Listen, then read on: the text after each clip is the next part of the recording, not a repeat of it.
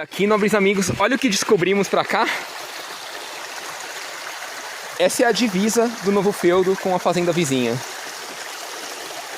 Olha o tanto de cachoeira que tem no riozinho aqui. Tá tudo sujo e descuidado. E as pedras também.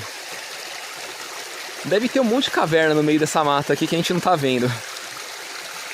Mas vamos acompanhando para descobrir melhor o que vai ter aqui.